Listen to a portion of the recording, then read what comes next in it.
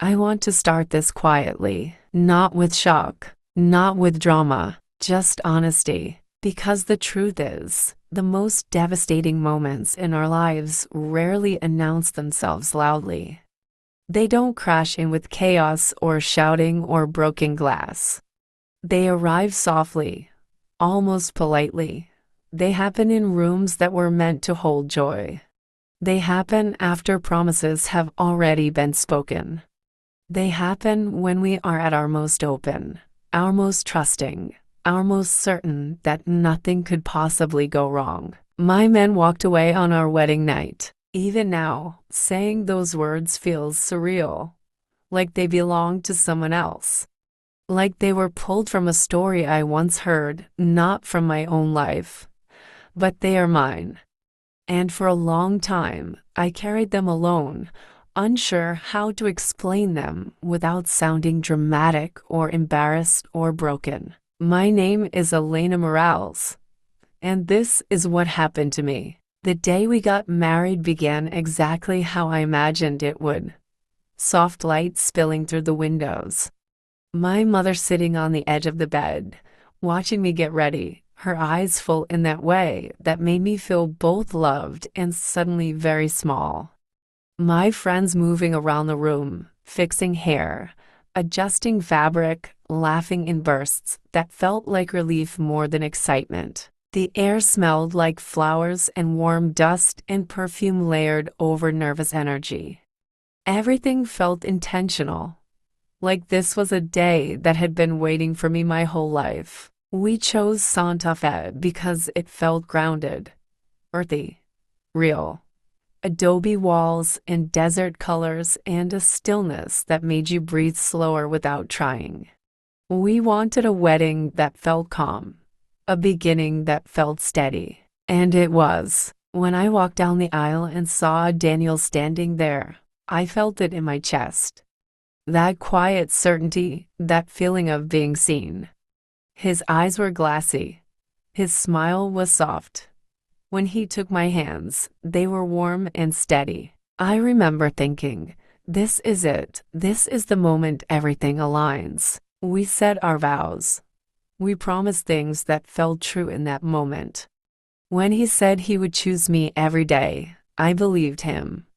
When he said I was his home, I felt it settle into my bones. There were no signs, no red flags waving in the background, no voice in my head whispering doubt. If there was fear, it felt like the normal kind.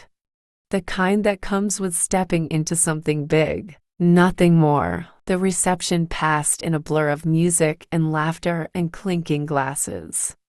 I danced with my father. I hugged relatives I hadn't seen in years. People told us how perfect we looked together, how lucky we were, how beautiful this beginning was. And I believed them. When the night finally wound down and we returned to the hotel, I felt tired in the best way. The kind of exhaustion that comes from a full heart. The room was dim and warm. Candles flickered gently. Our bags sat untouched by the door. I slipped off my shoes and laughed about how much my feet hurt. I turned to him expecting a smile, a joke, some shared relief. Instead, he was quiet. Not the comfortable kind of quiet. Not the peaceful end of a long day kind. Something else. Something hollow. I asked if he was okay. He nodded, but didn't look at me. I told myself he was overwhelmed, that this was normal. That tomorrow we would wake up married and everything would feel settled. But then he said my name, not casually, not lovingly, carefully. Elena. The sound of it made my stomach drop before I understood why. He stood near the window, his back half turned to me, staring out at the courtyard as if it might offer him an escape route. His shoulders were tense. His hands were buried deep in his pockets. He said he needed to talk. There are moments when time stretches in strange ways. When seconds feel heavy. When your body braces for something your mind hasn't caught up to yet. That was one of those moments. He told me he didn't think he could do this. At first, I didn't understand. I asked what he meant. I thought maybe he was panicking. Maybe he needed reassurance. Maybe this was one of those moments where love gets shaky before it settles deeper. But his eyes didn't search mine for comfort. They avoided them. He told me he had been feeling wrong for a long time, that he tried to push it down, that he hoped it would disappear once we were married. That standing at the altar made something inside him realize it hadn't. I asked him why he hadn't said anything before. He said he didn't want to hurt me. I remember thinking how strange it was to hear that sentence in that moment. How backwards it felt. He said marriage felt too heavy, too permanent. That the idea of forever made him feel like he was suffocating.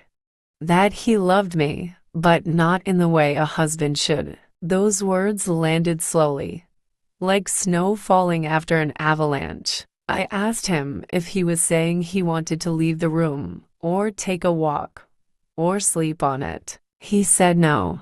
He said he needed to leave. That night, on our wedding night, I don't remember screaming. I don't remember throwing things or collapsing dramatically.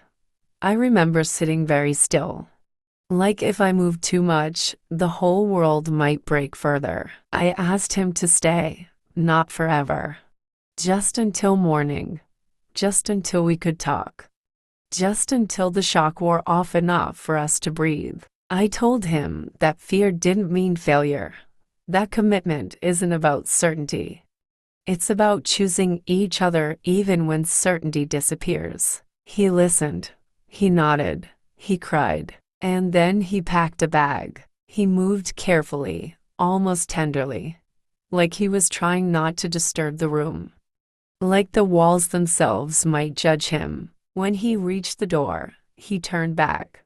He looked at me in my dress, sitting on the edge of the bed we were supposed to share. His eyes were red. His voice was quiet. He said he was sorry. I didn't say anything, because there was nothing left to say. The door closed behind him with a soft click. And just like that, I was alone. I stayed there for a long time, still dressed, still stunned. Listening to distant laughter echo through the building. Listening to life continue as if nothing extraordinary had just happened. Eventually, I stood up. I unzipped my dress slowly. I folded it carefully. I placed it on the chair like it still mattered. I crawled into bed alone and stared at the ceiling until morning came. I didn't sleep. The next day felt unreal. Phone calls. Shock silence. My mother crying in a way I had never heard before. People asking questions I couldn't answer. I moved through the days after that like someone underwater. Everything muffled. Everything heavy.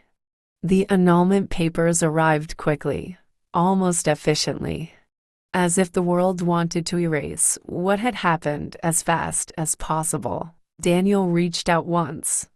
Just once. A message asking if I was okay. I never replied.